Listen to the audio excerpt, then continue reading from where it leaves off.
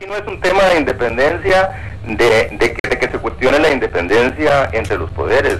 Yo creo que la democracia costarricense es lo suficientemente madura como para que todos estemos claros que esa independencia, ese balance, los pesos y contrapesos entre los diferentes poderes es esencial para la vida en democracia.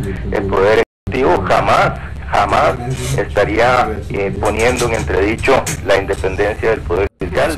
No se cuestiona la competencia de los poderes legislativos a la hora de tomar ese tipo de decisiones. Lo que se cuestiona es lo que hay detrás de esas decisiones. Lo que se cuestiona es si detrás de una decisión de esas hay una lesión o no a la verdadera independencia judicial. Yo no quisiera que Costa Rica estuviera en el banquillo de los acusados de la Corte Interamericana de Derechos Humanos y que como país recibiéramos una condenatoria similar a las de esos otros países latinoamericanos por no respetar la independencia judicial. Francisco, que tampoco se trata de dramatizar la situación.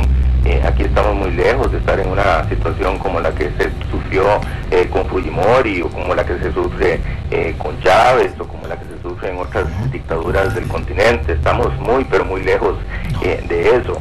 Aquí lo que se está cuestionando es si en el uso de la potestad que todos ya reconocemos tiene la Asamblea Legislativa de no reelegir a un magistrado, que es una decisión estrictamente política, se cumplió con una serie de elementos que hubieran sido deseables o no, y eso es precisamente lo que va a revisar, entre otras cosas, la Sala Constitucional, tomando en cuenta que esta es la primera vez que una Asamblea Legislativa toma la decisión de no reelegir a un magistrado. Es lógico que surjan esas dudas, si es que debe haber un procedimiento especial, si es que debe haber una moción específica, si es que deben haber determinados argumentos.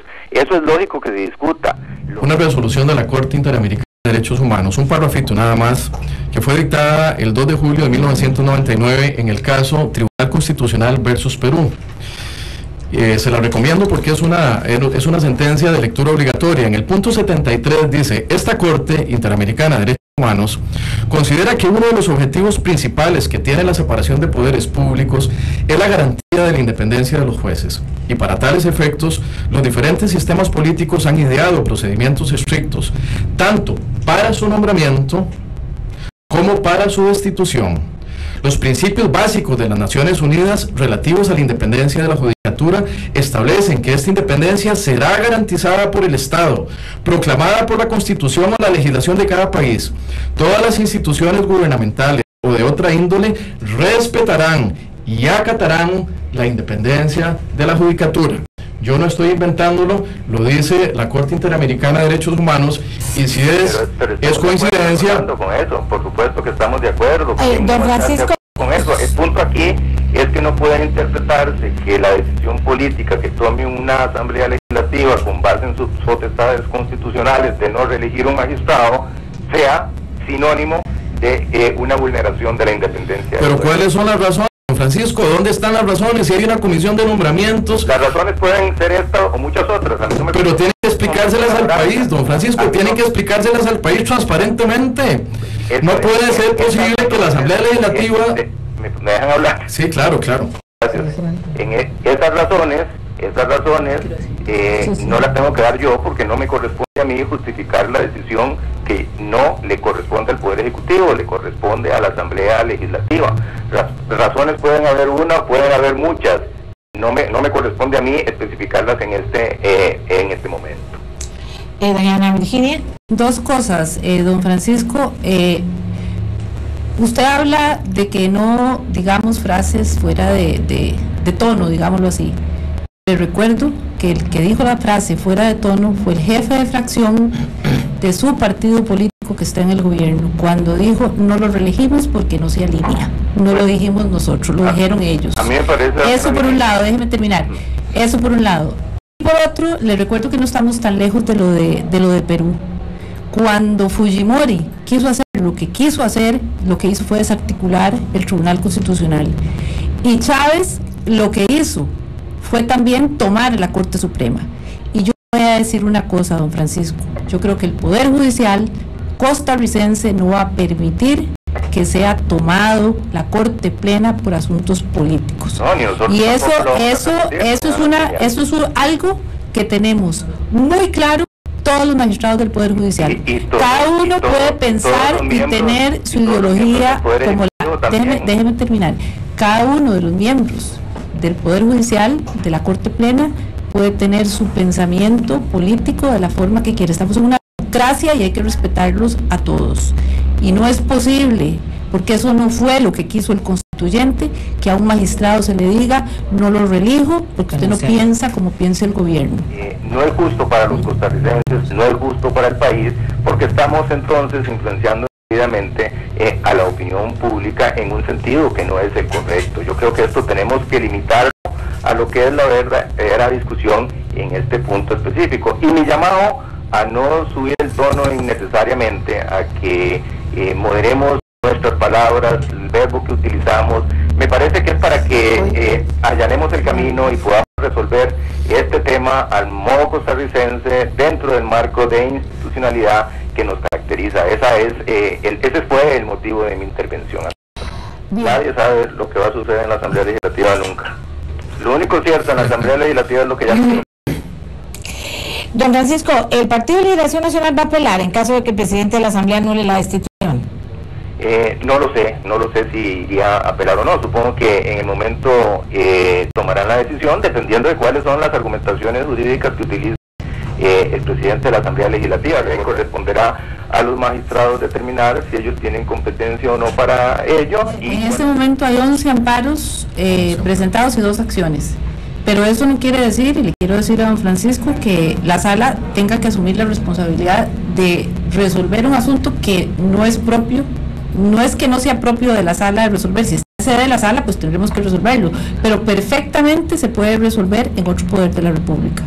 O sea, que nuevamente se le va a trasladar, eso es lo que pienso, por eso le dije a doña Amelia, no quiero ser bruja, pero nuevamente se le va a trasladar la responsabilidad a la sala constitucional. Y va a pasar lo que dijo don Fabio Molina ayer, como la sala constitucional es la que nombra magistrados, entonces va a ser nuevamente la sala el villano de la película. Pero está en manos sala que no sea así también, ¿verdad? Dependiendo de qué es lo que decida en cuanto ¿Cómo va a estar en manos? Don Francisco, perdón, ustedes son el partido de gobierno, ustedes tienen diputados en la Asamblea Legislativa, no en la sala constitucional.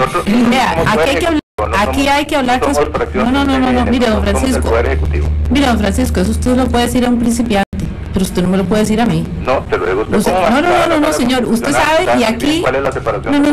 Mire, y aquí hay que hablar transparentemente.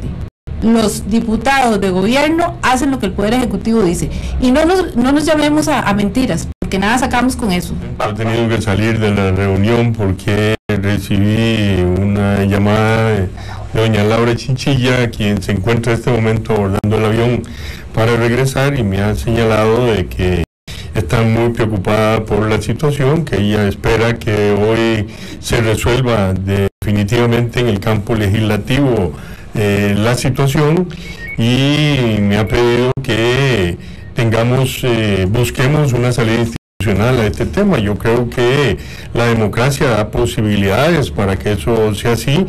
Me ha dicho que una vez aquí en Costa Rica pues buscará la manera en que podamos reunirnos, intercambiar opiniones sobre este tema y buscar soluciones.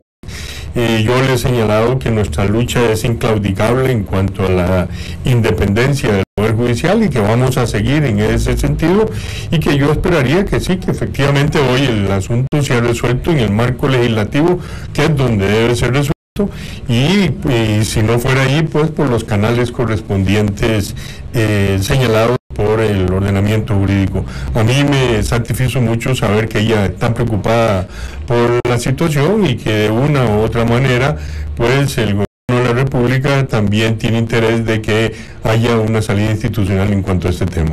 El problema que yo veo, problema país, es que uno sabe cómo abre la caja de Pandora, pero no sabe las consecuencias que se van a derivar de esto. Por eso la preocupación de la Corte ha sido tan reactiva, e incluso la mayoría de nosotros que nunca participamos en ningún tipo de programas hemos aceptado venir a algunos de estos programas, en primer porque hay una evidente injusticia con don Fernando Cruz. Y segundo, hemos visto y estamos convencidos desde hace mucho tiempo del papel tan importante que juega la prensa en una democracia. No aceptamos, se pretenda la existencia de una magistratura alineada a ningún partido político y rechazamos categóricamente las claras amenazas de la jefatura del partido de gobierno para amedrentar a las magistradas y magistrados de esta Corte. Yo creo que yo no me tengo que disculpar con don Fabio tiene que disculparse con el pueblo costarricense.